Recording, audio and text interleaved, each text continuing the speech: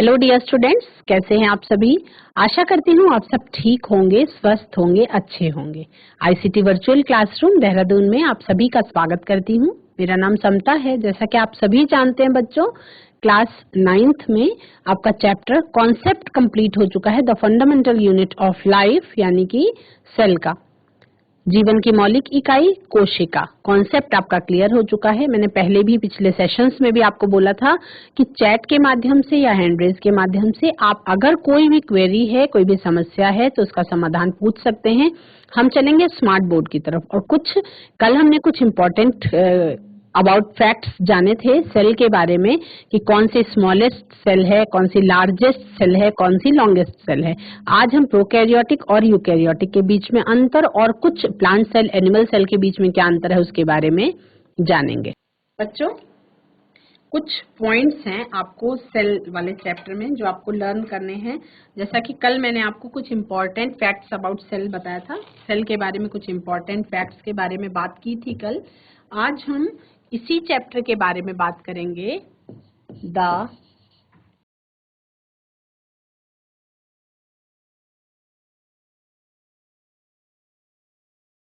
Fundamental unit of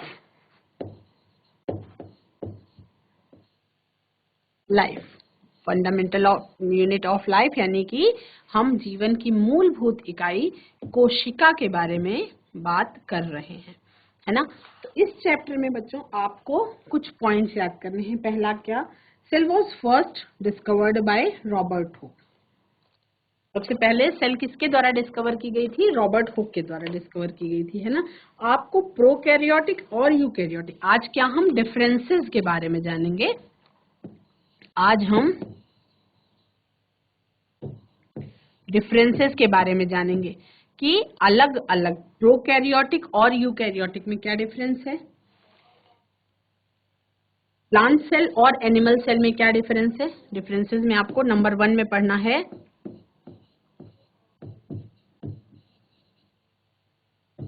prokaryotic and eukaryotic.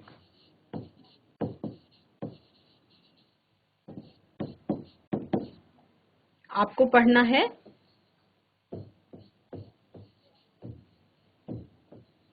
Plant cell and animal cell. तो सबसे पहले हम क्या करेंगे, एक मार्जिन देंगे बीच में, प्रोकैरियोटिक सेल और यूकैरियोटिक सेल के बारे में लिखेंगे।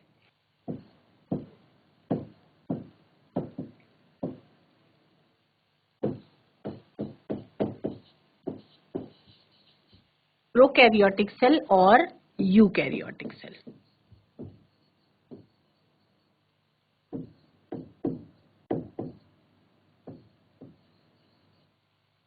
ठीक है, पॉइंट वाइज लिखेंगे।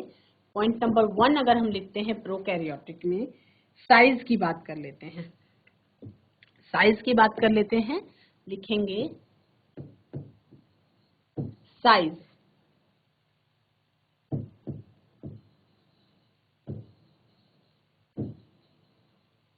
जनरली स्मॉल, सामान्य तौर पर आकार में छोटी होती है। कितनी?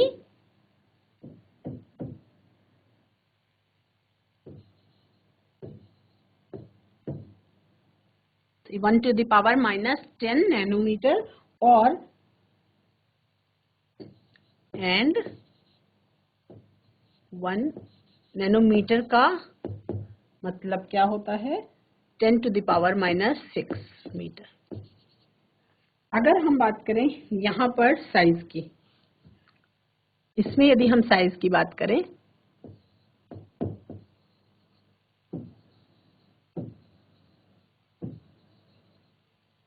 साइज जनरली क्या होगा? लार्ज। उसमें साइज जनरली क्या है? स्मॉल है, और इसमें साइज जनरली लार्ज है। 5 to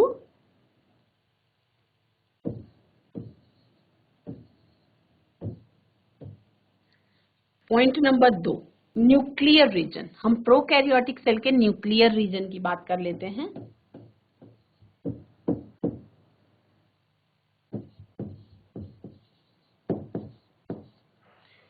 न्यूक्लियर रीजन जो प्रोकैरियोटिक सेल में है अनडिफाइंड होता है due to the absence of nuclear membrane. Nuclear region के बारे में लिखेंगे undefined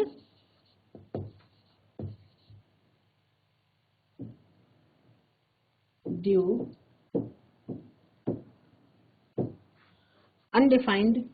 to the absence of nuclear membrane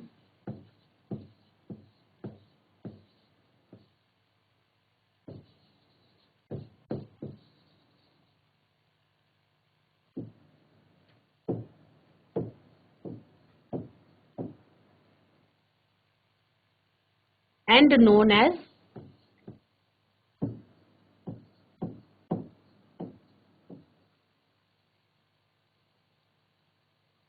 nucleoid।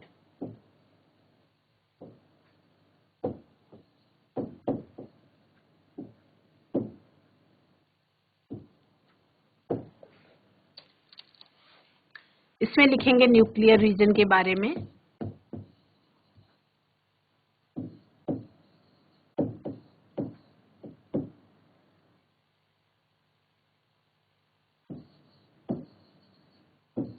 well defined and surrounded by a nuclear membrane।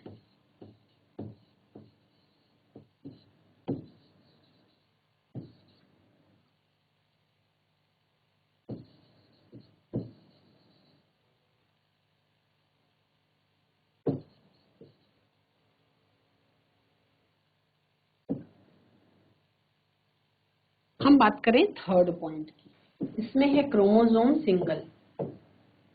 Prokaryotic में क्रोमोसोम का नंबर है सिंगल और यूकैरियोटिक में more than one chromosome.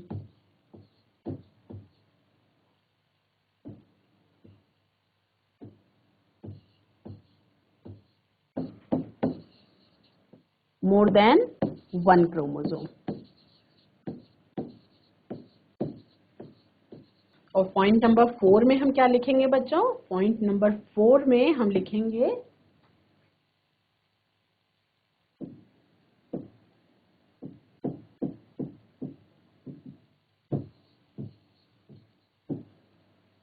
membrane bound cell organelles,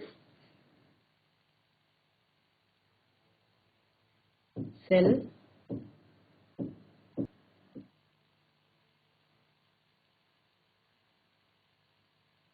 absent। इसमें जो सेल ऑर्गेनेल्स होते हैं वो मेम्ब्रेन बाउंड नहीं होते, है ना। और यूकैरियोटिक में क्या लिखेंगे? Membrane bound cell organelles present होते हैं।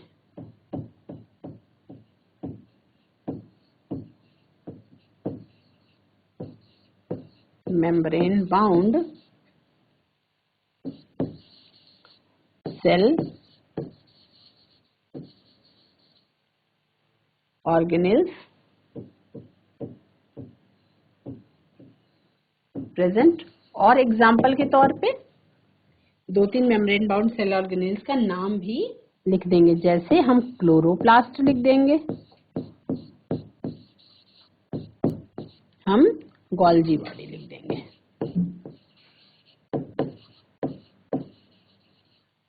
और ये सभी बच्चे अपनी कॉपी में नोट कर लेंगे। प्रोकैरियोटिक सेल और यूकैरियोटिक सेल के बीच में डिफरेंस आपको लिखना है, तो 4 पॉइंट्स इज सफिशिएंट। और ये चारों सबसे इंपॉर्टेंट पॉइंट्स है जिनके बारे में आपको जानना चाहिए। सबसे इंपॉर्टेंट पॉइंट की साइज, जनरली सामान्य तौर पर प्रोकैरियोटिक सेल का साइज छोटा होता है और यूकैरियोटिक सेल जो है वो जनरली सामान्य तौर पर प्रोकैरियोटिक सेल की तुलना में बड़ी होती है। अगर यूकैरियोटिक सेल के नीचे आपका लिखा हुआ है साइज जनरली लार्ज, इसका मतलब ये नहीं है कि वो बड़ी होती है। आप सभी को पता है कि कोशिका जो है वो माइक्रोस्कोपिक ही होती है, लेकिन प्रोकैरियोटिक और यूकैरियोटिक की तुलना में यूकैरियोटिक थोड़ा बड़ी होती है और प्रोकैरियोटिक छोटी होती है। सबसे विशेष अंतर जो प्रोकैरियोटिक और यूकैरियोटिक के बीच में वो ये है कि अगर हम प्रोकैरियोटिक या यूकैरियोटिक शब्द की बात करें तो प्रो का मतलब होता है बच्चों आद्य, आद्य कोशिका, और कैरियोटिक का मतलब कैरियन को न्यूक्लियस कहा जाता है। कैरियन को क्या कहा जाता है? न्यूक्लियस कहा जाता है। तो कैरियन की संरचना कैसी है, यानी कि न्यूक्लियस की संरचना कैसी है, उस पर डिपेंड करता है कि कोशिका जो है वो प्रोकैरियोटिक है या यूकैरियोटिक है। तो प्रोकैरियोटिक कोशिका में जो न्यूक्लियर रीजन होता है, जो केंद्रक का भाग होता है, वो अनडिफाइंड होता है due to the absence of nuclear membrane, यानी उस पर जो न्यूक्लियस है, न्यूक्लियस एक मेम्ब्रेन से कवर्ड नहीं होता और इसलिए उसे हम न्यूक्लियोइड कहते हैं, वो न्यूक्लियस कहा ही नहीं जाता। हम यूकैरियोटिक सेल की बात करें तो न्यूक्लियर रीजन जो है वो वेल डिफाइंड होता है, surrounded by a nuclear membrane, और इसके न्यूक्लियस में अंदर न्यूक्लियोलस प्रेजेंट होता है, न्यूक्लियोसोम प्रेजेंट होता है, और उसके बाद इसको हम इसीलिए हम इसको क्या कहते हैं? न्यूक्लियस केंद्रक कहते हैं, कोशिका के केंद्र में पाया जाता है। क्रोमोसोम की बात करें तो प्रोकैरियोटिक सेल में सिंगल क्रोमोसोम पाया जाता है और यूकैरियोटिक सेल में एक से ज्यादा क्रोमोसोम पाए जाते हैं। क्रोमोसोम जिन्हें हम गुणसूत्र के नाम से भी जानते हैं। प्रोकैरियोटिक सेल में membrane bound cell organelles absent होते हैं और यूकैरियोटिक सेल में membrane bound cell organelles present होते हैं। जैसे अलग अलग सेल ऑर्गेनेल्स के बारे में आपने पढ़ा है, तो क्लोरोप्लास्ट और गोल्गी बॉडी उसका एग्जाम्पल आपको बताया गया। इसको आप अपनी कॉपी में नोट कर लेंगे। और कुछ और अंतर हम आज डिफरेंसेस के बारे में आज के सेशन में हम बात करेंगे। तो हमने पहला डिफरेंस प्रोकैरियोटिक और यूकैरियोटिक सेल के बारे में समझ लिया। अब हम प्लांट सेल और एनिमल सेल के बीच में क्या डिफरेंस है उसके बारे में जानेंगे। उसको भी आपको अपनी कॉपी में नोट करना है। एक दो अंतर इसमें आप और लिख सकते हैं, जैसे राइबोसोम्स प्रेजेंट होते हैं तो कौन से टाइप के प्रेजेंट होते हैं। आप वैसे तो 4 पॉइंट सफिशिएंट हैं, एक पॉइंट आप एक दो पॉइंट चाहें तो और लिख सकते हैं। उसके बाद हम बात कर लेंगे कि प्लांट सेल और एनिमल सेल के बीच में क्या अंतर होता है। इसको सभी बच्चे नोट करेंगे अपनी कॉपी में। आगे बढ़ेंगे, एक तरफ लिख देंगे हम प्लांट सेल और दूसरी तरफ हेडिंग डालेंगे एनिमल सेल।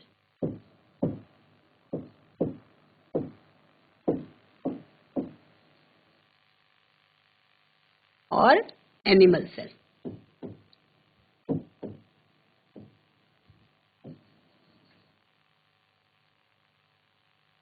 पॉइंट नंबर 1 लिखेंगे,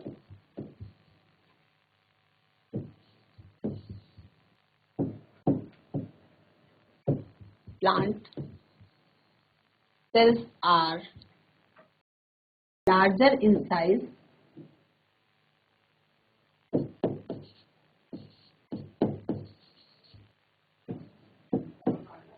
animal cells are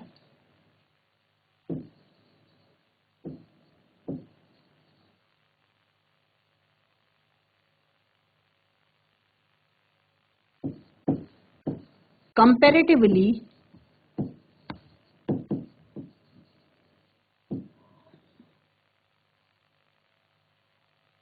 smaller in size।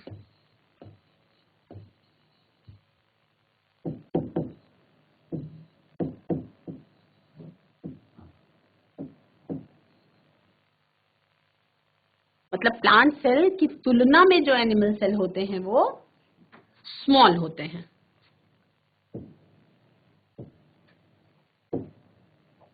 दूसरा पॉइंट, अब ये इंपॉर्टेंट पॉइंट है प्लांट सेल्स के बारे में। They contain cell wall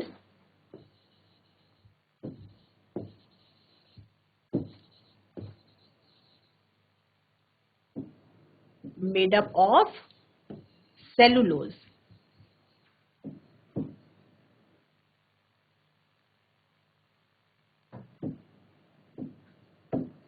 which is present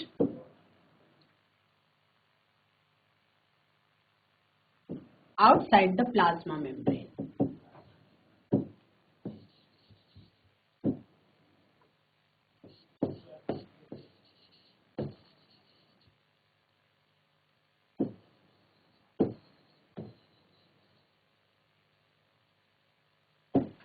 और सेल वॉल की हम बात करें, हम कोशिका भित्ति की बात कर रहे हैं, तो सेकेंड पॉइंट में हम एनिमल सेल में क्या लिखेंगे कि cell wall is absent, only plasma membrane is present.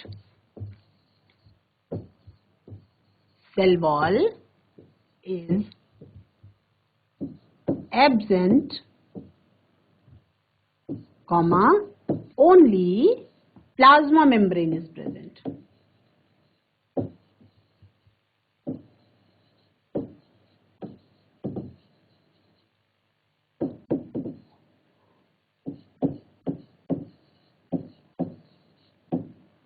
Third point हम लिखेंगे एनिमल सेल और प्लांट सेल के बारे में।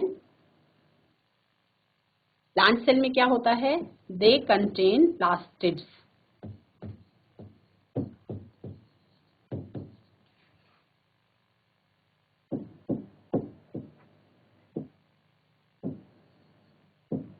जैसे प्लास्टिड्स में आप प्लास्टिड्स के नाम भी लिख देंगे, तो एग्जाम्पल के तौर पे आप लिख देंगे क्लोरोप्लास्ट,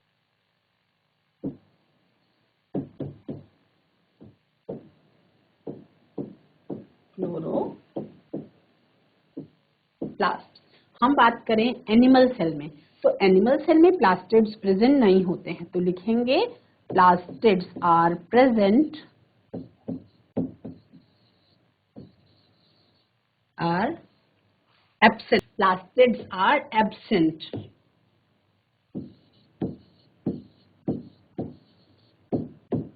in animal cell.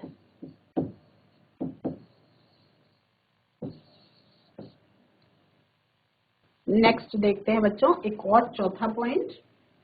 इसमें आपको कम से कम 6-7 पॉइंट लिखने होंगे, तो फोर्थ पॉइंट लिखेंगे हम प्लांट सेल के बारे में।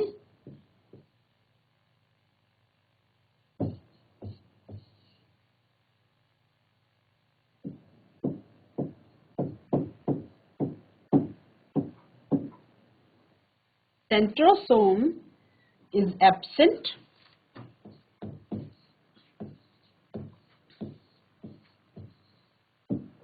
और एनिमल सेल में लिख देंगे centrosome is present.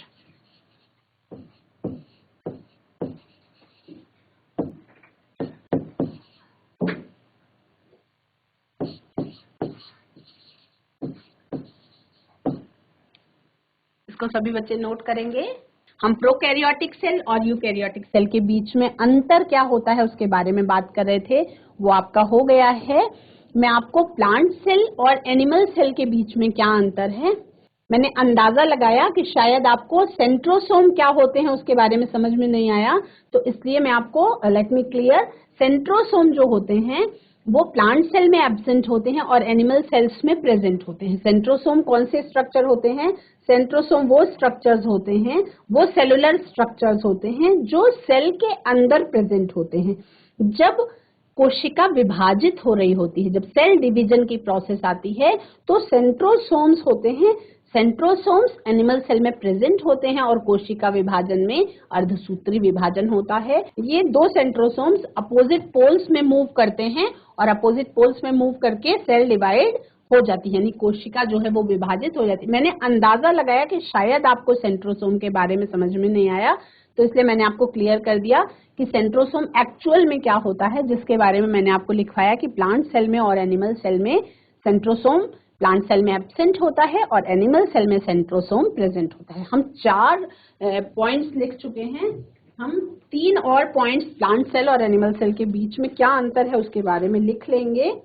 5th, 6th और 7th पॉइंट्स हम लिखेंगे एनिमल सेल और प्लांट सेल के बारे में। हम 7-8 पॉइंट लेकर के चलते हैं, जिसमें से आप, जब मैंने 7 पॉइंट्स लिखा दिए तो आपको एग्जाम के टाइम पे श्योर होता है बच्चों कि अगर आप 7-8 पॉइंट पढ़ के जाएंगे तो आपको केवल 5 ही पॉइंट याद रहेंगे।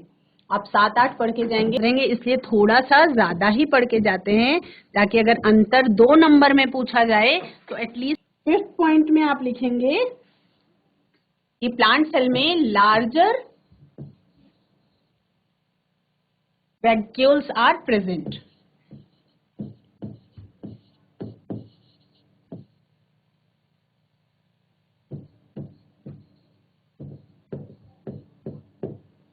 और हम एनिमल सेल में लिखेंगे वैक्यूल्स आर आइदर एब्सेंट और are very small in size.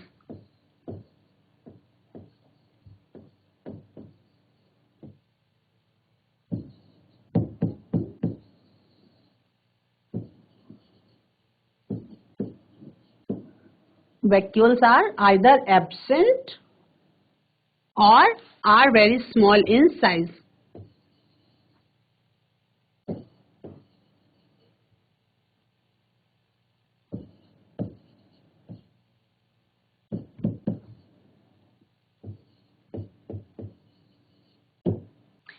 एक पॉइंट और लिख लेंगे बच्चों, पॉइंट लिख लेंगे सभी बच्चे, और इसमें से आपको कम से कम 4 पॉइंट याद रखना होगा।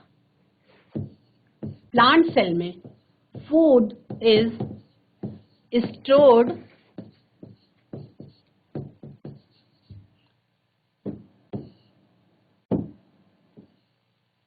in the form of starch, यानी स्टार्च के रूप में, मंड के रूप में भोजन जो है वो यहाँ पे इकट्ठा होता है, स्टोर होता है। जैसे आलू है, आलू इसका एग्जाम्पल है। दूसरा जो हमारा एनिमल सेल्स होती हैं, एनिमल सेल में जो फूड है वो स्टार्च के रूप में स्टोर नहीं होता। आप सभी को पता है कि एनिमल सेल में स्टार्च के रूप में जब हम खाना खाते हैं तो स्टार्च का ब्रेक डाउन हो चुका होता है। तो एनिमल सेल में फूड कैसे रूप में स्टोर होता है उसको भी आप नोट करेंगे। Food is stored in the form of glycogen.